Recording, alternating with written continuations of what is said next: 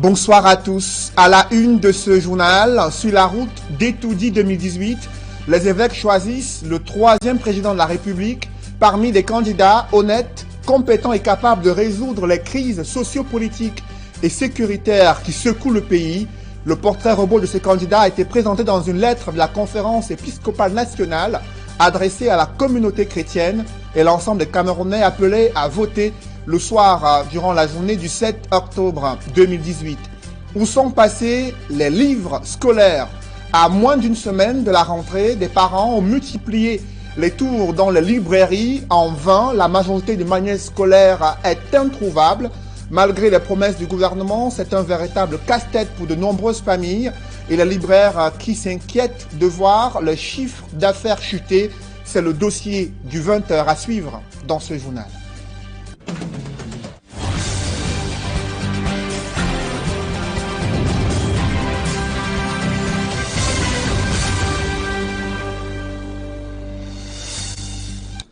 Merci de suivre cette édition complète de l'information sur Equinox Télévision. D'abord, la réaction des partis politiques à la suite de cette décision du Conseil électoral de délocaliser des bureaux de vote initialement situés dans les casernes militaires. Le SDF crie victoire après la pression exercée sur l'instance en charge de l'organisation des élections au Cameroun.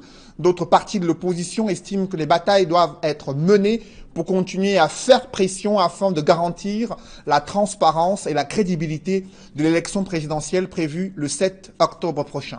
Des réactions compilées dans ce reportage de François Dikoumet et Sylvestre Hippolyte Zangao. Victoire, crie le SDF, après l'annonce par Elecam du retrait des bureaux de vote des casernes militaires et des chefferies. Jean-Michel Nitieux, le président régional du Social-démocratique Front dans le littoral, affirme qu'il était impératif qu'Elecam se conforme à la loi. Je me réjouis de ce que Elecam ait enfin décidé de respecter la loi portant code électoral qui disposait que les bureaux de vote, n'est-ce pas, doivent être logés dans des endroits où le public peut avoir accès facilement. Le directeur général de l'ECAM a semblé vouloir engager une épreuve de force avec nous, alors que nous, on lui demandait tout simplement de respecter la loi. Maintenant qu'il est revenu à de meilleurs sentiments, nous ne pouvons que nous en réjouir. Président de la section OG-RDPC de Vaury 2, Charles Elisan, affirme qu'il faut simplement voir en cet acte la volonté des institutions d'œuvrer pour un scrutin dans l'apaisement. Parce que nous sommes aussi à une période très sensible de la vie politique et publique nationale. Cette élection, déjà avec ce qui se passe dans l'extrême nord, avec ce qui se passe aujourd'hui dans les régions anglophones, il ne faudrait pas que cette élection commence avec des choses qui pourraient l'amener vers le bas. Il fallait donc que toutes les conditions soient réunies pour que l'élection se passe bien. Donc, l'ESDF n'a pas crié victoire. Il s'agit tout simplement de l'expression démocratique, de l'expression citoyenne, de l'expression républicaine, de l'ECAM qui est en charge d'organiser l'élection dans le meilleur des conditions possibles. S'il se réjouit également de cette décision de l'ECAM, Julien Sepo, le secrétaire communal numéro 5 du MRC à Douala 3e, reste tout de même méfiant. Nous espérons que ce sera effectif. Nous venons de recevoir de l'antenne ELECAM la liste des bureaux de vote. Sur cette liste des bureaux de vote que nous venons de recevoir, il figure encore le camp BBR et le camp gendarmerie Mbopi. Le SDF avait annoncé une marche de protestation contre la présence des bureaux de vote dans les casernes militaires et les chefferies pour le 15 septembre prochain. Et l'ECAM ayant décidé de les retirer, le parti de la balance annule sa marche, mais dépose une autre revendication sur la table. La désignation des présidents de bureaux de vote, n'est-ce pas, se fasse également en respectant la loi, parce que la loi dispose que les présidents de bureaux de vote, n'est-ce pas, doivent être désignés parmi des personnalités n'appartenant pas à des partis politiques, dont nous serons extrêmement vigilants, parce que nous voulons que ce scrutin se passe bien, que ça se passe dans la transparence. Dans les rangs du RDPC, l'on évoque la mauvaise foi du président régional du SDF dans le littoral. Depuis que l'ECAM a été créé, l'ECAM a toujours eu à travailler avec tous les acteurs tous les partis prenants de la sphère politique. Les présidents des bureaux de vote sont toujours choisis parmi le personnel de l'ECAM.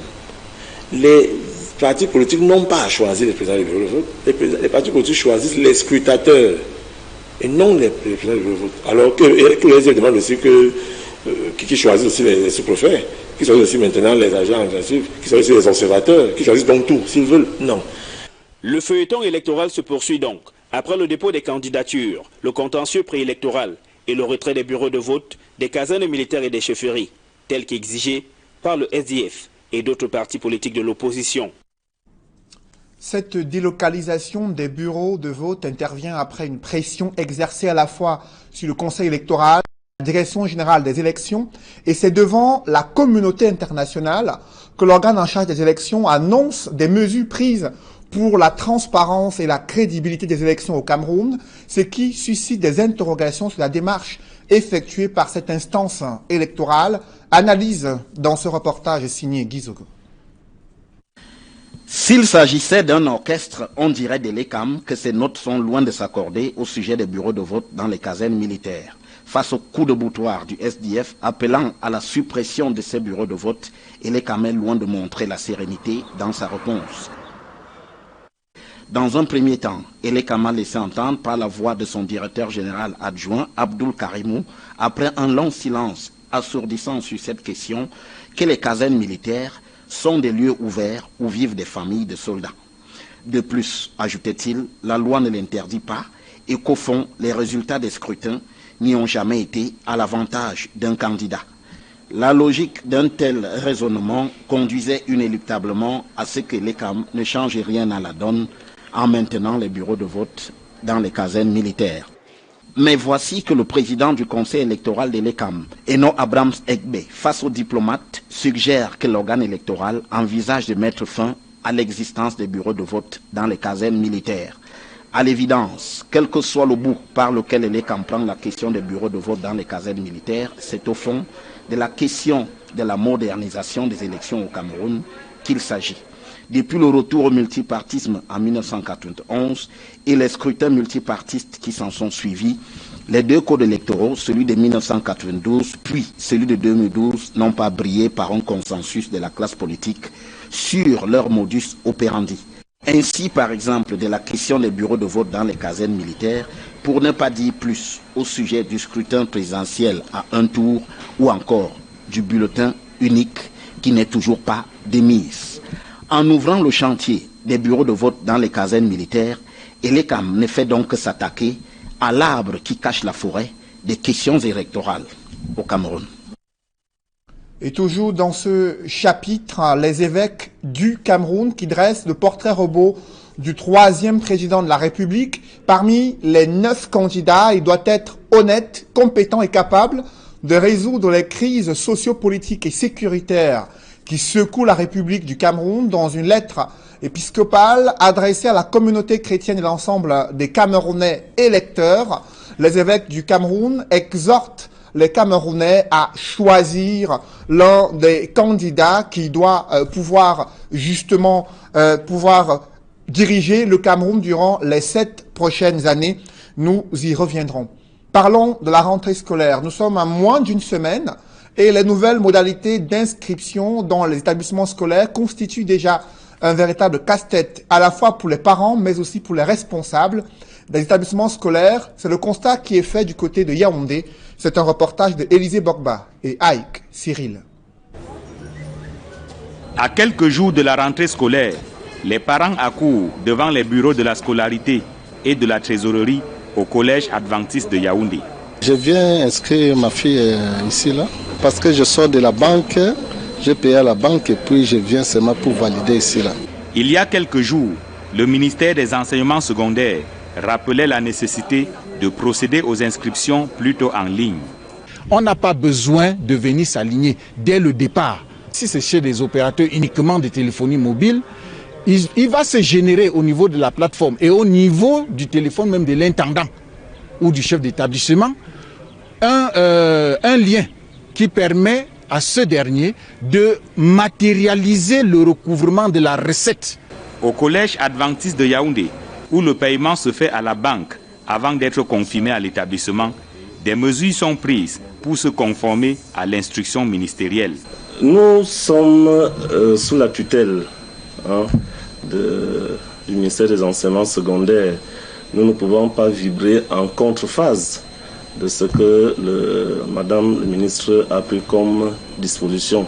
Je voudrais déjà vous rappeler que les écolages, par exemple, sont déjà payés à la banque.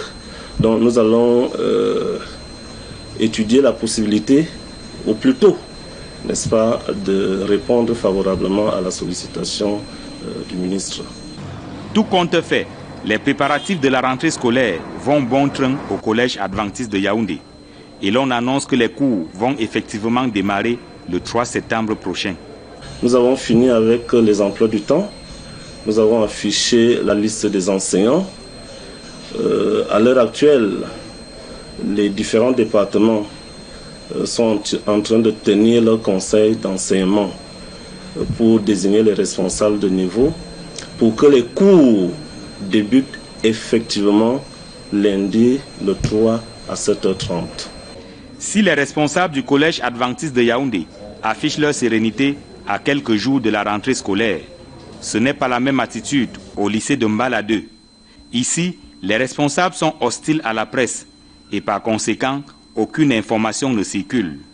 Sur la préparation de la rentrée scolaire 2018-2019 à Yaoundé et dans l'ensemble de la région du centre, on en saura davantage au cours de la sectorielle régionale des enseignements secondaires prévue à Yaoundé. Quelle ambiance de préparatifs de rentrée scolaire dans les établissements, notamment section anglophone? Le constat est clair, de nombreux enfants ont décidé de se faire inscrire dans les collèges et lycées où il y a une section anglophone du côté de Douala. Du coup, les effectifs sont devenus plus importants et les responsables de ces différents établissements essayent tant bien que mal d'aménager des salles de classe pour répondre à cette demande sans cesse croissante. C'est un reportage d'Innocent Abega et Gladys Sidi. Le lycée bilingue de Deido a enregistré au courant de l'année scolaire dernière plus de 300 élèves venus des régions du nord-ouest et du sud-ouest. Selon les responsables de l'établissement qui craignent que la barre de 500 élèves ne soit franchie pour cette nouvelle année scolaire. Nous avons reçu un bon nombre de dossiers en dehors de ce qu'on a reçu l'année passée. Et c'est évident parce que la situation là-bas ne s'améliore pas. Au contraire, je crois qu'elle va de mal en pis. C'est pour ça que, au niveau de l'établissement, nous avons tenu une réunion avec tous les responsables, les sensations généraux, pour voir ce qu'on peut faire de concret. Ce qu'il faut relever quand même, c'est qu'il n'y a pas que les enfants de la session anglophone qui viennent. Hein. Il y en a même qui viennent de la session francophone. Vous savez que beaucoup de nos parents maintenant aimaient envoyer les enfants là-bas parce que là-bas il y a des structures d'internat. Seul bémol, aucune disposition n'a été prise pour juguler le flux d'élèves en provenance des régions anglophones. Malheureusement, le lycée n'a pas de salle de classe extensible. C'est-à-dire que la limite, lorsqu'elle est atteinte, on ne peut pas aller au-delà. On n'a pas construit de nouvelle salle de classe. La structure reste la même. Déjà que l'an dernier, il y en a eu un bon nombre d'élèves venant de là-bas. Bon, le nombre, on peut l'estimer facilement à 300 à 400. Pour ne pas tomber dans le piège des effectifs pléthoriques, les responsables du lycée bilingue de Deido, qui joue la carte de la prudence, disent attendre des instructions du ministère de tutelle. On ne veut pas être cogné dessus une fois de plus, donc on voudrait que ça soit conjointement géré avec la hiérarchie. Donc chaque fois on va leur demander que est-ce que vous pouvez permettre qu'on aille jusqu'à tel niveau, est-ce que vous permettez... À Douala 4e, l'un des arrondissements ayant accueilli bon nombre de familles qui ont fui les régions anglophones, l'heure n'est plus à l'hésitation. Les chefs d'établissement ont procédé à la construction des salles de classe supplémentaires. On va dire que nous sommes fin prêts pour la nouvelle année académique 2018-2019. Si on est encore en train de construire, si on est dans le processus de finition, c'est parce que justement l'année dernière, on s'est rendu compte que l'effectif par classe était un peu élevé. Donc cette année, on va réduire les effectifs avec les nouvelles salles de classe et on va pouvoir également en enregistrer de nouveaux. Ceci parce que avec la crise qui sévit dans les régions du nord-ouest et du sud-ouest, on a des parents qui viennent et qui recherchent des places également pour leur progéniture. Donc, pour dire que des places seront disponibles pour tout le monde, pour les parents qui viendront à temps, ils auront des places pour leurs enfants. La migration, en raison de la crise anglophone, se fait aussi du côté des enseignants qui sont de plus en plus nombreux à frapper aux portes des établissements à la recherche d'un emploi. Toujours dans ce chapitre, où sont passés les livres scolaires inscrits dans le programme de l'enseignement secondaire général? La majorité des manuels est introuvable jusqu'à 7 heures. Pourtant, nous sommes à moins d'une semaine de la rentrée scolaire. Les parents sont exaspérés de chercher en vain les livres pour leurs enfants et les libraires s'inquiètent de leur chiffre d'affaires qui risque d'être impacté à cause de cette situation. C'est un reportage de Warren Zede et Xavier Foucault. D'une semaine de la rentrée scolaire, des parents font le tour des rayons dans les librairies. Ils inspectent tous les espaces réservés aux manuels scolaires. Mais la majorité des livres est toujours indisponible, au grand désarroi des parents. Vraiment, nous sommes désolés, nous les parents. Je sors depuis le matin, je sors depuis New Bell comme ça, me voici maintenant à quoi. On nous avait dit depuis que les manuels devaient être disponibles depuis le 27. Mais c'est vraiment la désolation totale. Je suis arrivé ici maintenant, on me trouve 2 livres pour un enfant de la CIL. Je trouve 2 livres un livre de sciences, un livre de TIC. Un livre de lecture, il n'y en a pas. Livre de mathématiques, il n'y en a pas. Vraiment, je sais pas. Et je viens de m'entretenir avec la vendeuse. Elle me dit que ce n'est que ça qui est sur le marché. Il n'y a plus autre chose. Donc ça veut dire que même si je sors là maintenant pour aller chercher, je ne vais pas trouver. Cela fait plusieurs semaines que le délai de livraison du manuel scolaire a expiré. Mais les parents d'élèves déplorent toujours cette insuffisance des ouvrages inscrits au programme. Cette rareté du manuel joue en défaveur des libraires. Les parents d'élèves ne sont pas épargnés de cette situation. Non, ça fait pratiquement 3 semaines que je suis à la recherche des manuels scolaires. Je ne parviens pas à retrouver les manuels scolaires. J'ai fait les librairies de gauche à droite pour éviter même l'affluence. Je n'y parviens pas. À une semaine, vous imaginez, à une semaine de la rentrée scolaire, c'est fatigant. J'ai trouvé quelques 2% des manuels scolaires. J'ai 3 enfants qui vont à l'école. Bon, c'est un peu pénible pour moi. Vraiment, je ne peux pas vous dire que j'ai trouvé la totalité des manuels scolaires. Non, c'est difficile, vraiment c'est difficile. J'ai fait des librairies en librairie, je ne trouve pratiquement rien. Le gouvernement avait rassuré la communauté éducative sur les mesures prises pour la disponibilité du manuel scolaire avant la rentrée scolaire 2018-2019. Mais les libraires craignent que cette rareté des livres se prolonge sur plusieurs semaines encore.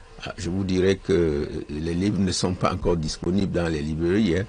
Quand ces éditeurs annoncent les livres disponibles pour le 27, mais ils ne disent pas si les livres seront disponibles dans leur entrepôt ou peut-être dans les librairies. Avec le temps que j'ai mis ici comme libraire, on a appelé certains distributeurs. Ils disent que les livres ne sont pas encore disponibles.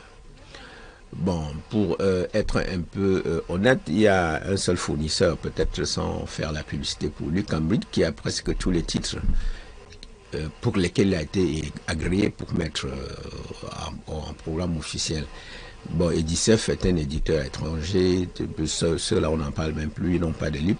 Quand la liste officielle est signée au mois de juin, aucun éditeur, fût-il, je ne sais pas, un super être, le livre ne peut pas être disponible au Cameroun au mois d'août. L'on se demande si le 3 septembre, les élèves auront le manuel dans leur cartable ou s'il ne faudrait pas refaire recours aux anciens manuels qui pourtant traînent sur les rayons. Je vous le disais en titre, les évêques choisissent le 3e président de la République parmi les candidats les plus compétents et honnêtes, mais aussi capables de résoudre les crises sociopolitiques et les crises sécuritaires qui secouent le pays. C'est en tout cas le portrait robot de ce candidat qui, selon les évêques, doit recevoir la majorité des suffrages exprimés le 7 octobre 2018. des consignes de vote données dans une lettre épiscopale adressée à la communauté chrétienne catholique, mais aussi l'ensemble des électeurs camerounais. Des précisions avec Donald Brice Kamgan. L'un des premiers éléments saillants de cette lettre pastorale des évêques, c'est sa taille. 6 pages organisées en 17 points au total. Le document s'ouvre par un rappel du caractère hautement décisif des années 2018 et 2019 sur le plan politique au Cameroun, en raison des différentes échéances électorales, écrit la conférence épiscopale nationale. Le point 11 est l'un des fragments du document dans lequel les évêques s'adressent directement aux électeurs. Nous invitons tous les chrétiens et tous les citoyens à ne pas se résigner et à ne pas céder aux préjugés selon lesquels les résultats sont déjà connus, mais à aller voter pour doter notre pays des dirigeants responsables et intègres. Les évêques vont plus loin.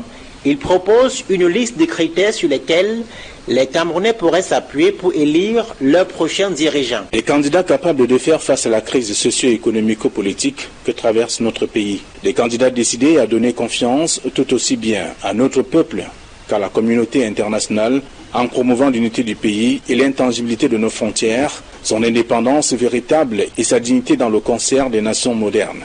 Des candidats dont les programmes politiques sont à même d'apporter des solutions aux problèmes que connaît notre pays. La corruption, la perte du sens du bien commun, la crise dans les régions du nord-ouest et du sud-ouest, les inégalités sociales, le chômage des jeunes, la lutte contre la secte Boko Haram, les défis dans le monde judiciaire, la santé, l'éducation, les infrastructures. La conférence épiscopale nationale du Cameroun rappelle une position déjà prise en 1998, à savoir: les chrétiens et citoyens de bonne volonté travaillent à promouvoir la candidature d'hommes compétents et honnêtes, quelle que soit l'origine ethnique et l'appartenance religieuse de ceux-ci. Pour ce qui est de l'après-résultat des élections, les évêques qui invitent les Camerounais à ne pas céder aux préjugés selon lesquels les résultats sont connus d'avance appellent le ou les candidats malheureux à féliciter le ou les vainqueurs et à des élections libres et transparentes, condition de la paix à l'issue des scrutins. Parlons de l'assainissement de la commune d'arrondissement de Yaoundé 6. Cette opération a mobilisé près de 300 jeunes pour améliorer le cadre de vie des habitants de cette municipalité. En échange, ils ont reçu des petits moyens financiers pour contribuer aux préparatifs de leur rentrée scolaire. Reportage avec Joël Essengue et Marcelin Gansop. Avec les immondices qui s'entassent dans la capitale et qui n'épargnent aucun quartier, la commune de Yaoundé 6 n'est pas à l'abri des problèmes d'hygiène et de salubrité.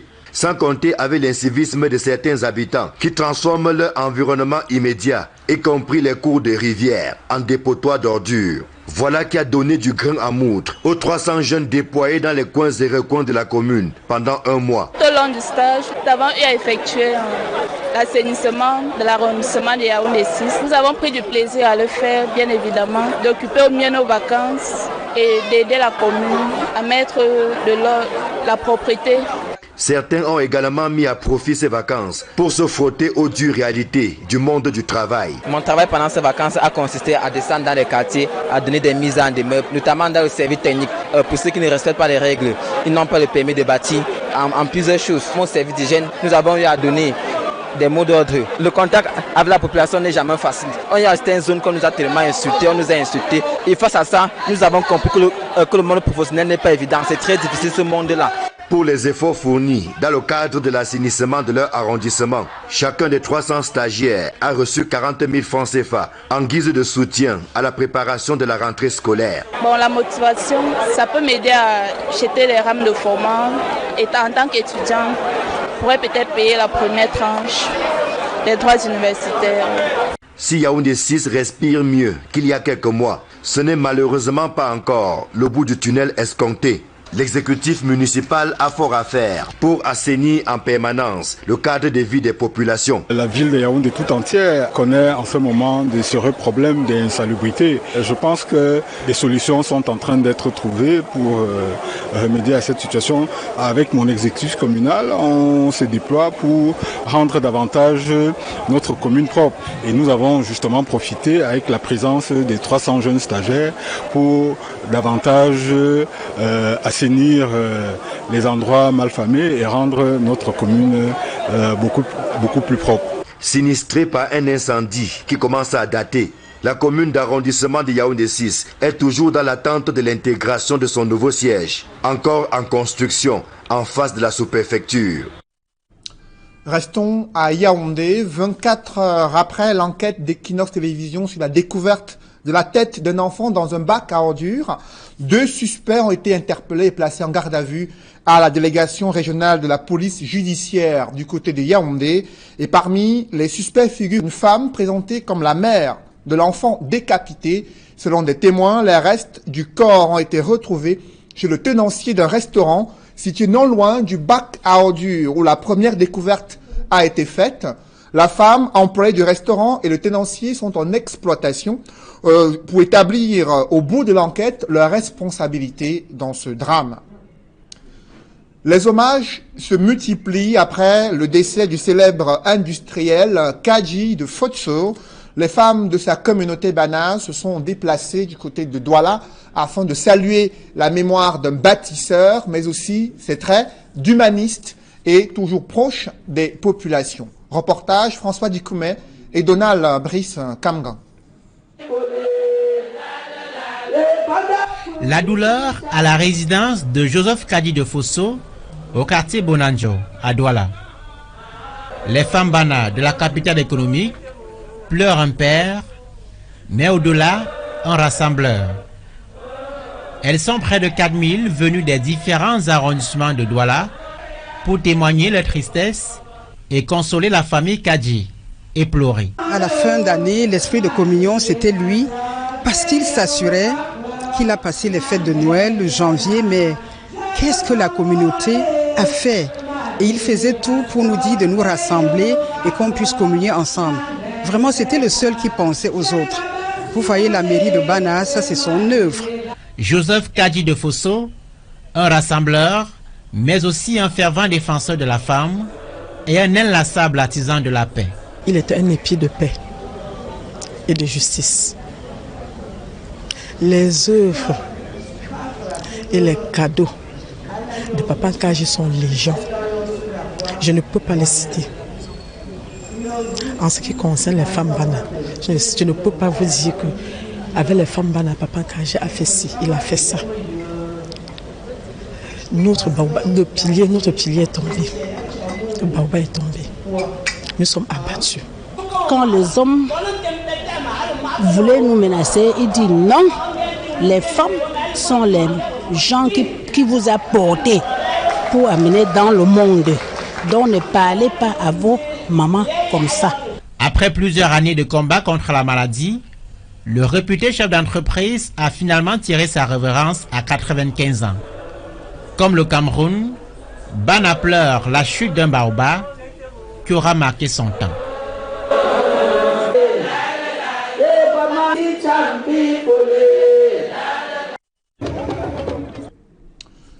Mesdames, messieurs, c'est la fin de ce journal. Merci d'avoir suivi. Juste après cette édition de 20h, retrouvez Serge Alain Autou et ses invités pour le débrief du journal sur le plateau d'Equinox Soir. Serge Alain. Rentrée scolaire 2018 doit continuer d'accueillir les élèves et enseignants venus des régions anglophones. Vous avez vu toute la difficulté que rencontre le proviseur et les responsables des lycées bilingues de Deido pour faire face à cette demande sans cesse croissante des élèves venus des régions du nord-ouest et du sud-ouest qui souhaitent désormais pouvoir bénéficier d'une éducation dans une ville où il y a la sécurité. Mais le cadre scolaire du côté du lycée bilingue de Deido n'est pas suffisant pour accueillir ce trop-plein d'élèves. Également d'autres collèges qui ont aménagé de l'espace pour répondre eux aussi à cette demande importante. Tous les regards sont tournés vers les pouvoirs publics afin de prendre des mesures spéciales pour garantir le droit à l'éducation pour ces enfants. Voilà, c'est le seul point inscrit dans le débrief ce soir. Cédric Nouffelé. Bonne soirée à vous. Bonne soirée à vous, Serge Alain. Demain 20h.